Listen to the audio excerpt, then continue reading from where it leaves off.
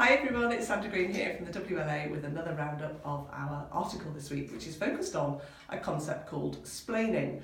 And I only recently came across this particular concept, and it's referring to something that happens every day in workplaces, both and outside of work actually. And it's the idea that men in particular dominate a conversation and speak with authority on topics that they might not necessarily be very knowledgeable about. And this particular lady coined the term mansplaining. And what the researchers found, which is quite interesting, is that men tend to dominate conversations, particularly if there's 4 or more people around a room. They will typically speak for at least 75% of the time. I don't know if that's happened to you, it certainly has happened to me in the past. And there's another bit of research that has found that women are typically interrupted 3 times more than men. And often we have our conversations cut short because whatever the reason is. And it is a phenomenon that's out there. And it was interesting because only a few months ago I was at an event and a male headhunter, a senior male headhunter came up to me and I think he asked me what I did. That was the only question I got from him. And he then went on an enormous rant for a good 5, 10, actually it was about 12 minutes I think, going on and on about his view as to why women weren't in senior positions. And to be quite honest, I found some of what he said a bit offensive.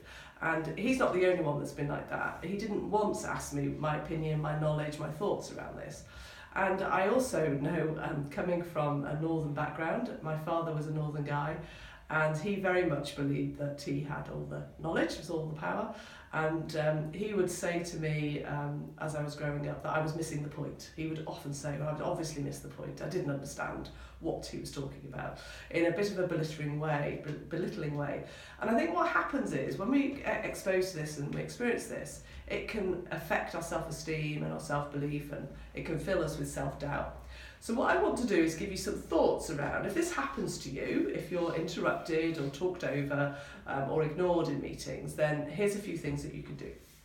Firstly, I think that what a lot of women do, and there's nothing wrong with this strategy, is to just ignore it. So you can just put up with it and ignore it so there isn't a conflict in the moment and you can walk away. It's fine if you can walk away, but if you're noticing it's starting to eat you up or you're starting to moan to other colleagues and so on, then it's not okay. Secondly, I think one of the great strategies is to ask questions back. So if you can get your word in, of course, to ask where do they get their facts from, where do they get their research from, how do they know what it is that they're proposing. The third strategy is probably one of the most powerful, and that is to state what is going on, as in, excuse me, you're interrupting me, you're not allowing me to finish, and to be quite assertive about the fact that you wish to state your opinion and you don't take kindly to being spoken over. It takes a bit of bravery, that, but it is definitely very effective and powerful. But perhaps the fourth thing that I want you to leave this week with thinking about is if you are triggered by that happening, I want you to think about how you can reduce the impact of somebody being like that with you, and to reflect on the situation that's happened and to ask yourself, how did I make that happen? What can I do differently next time? Did I stand in my space? Did I push back?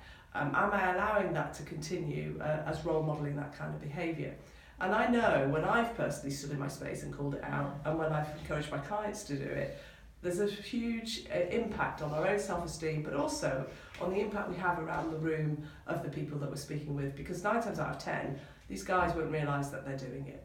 So this week is all about putting your big girl pants on, standing in your space and making sure that you're no longer interrupted or talked over in meetings again.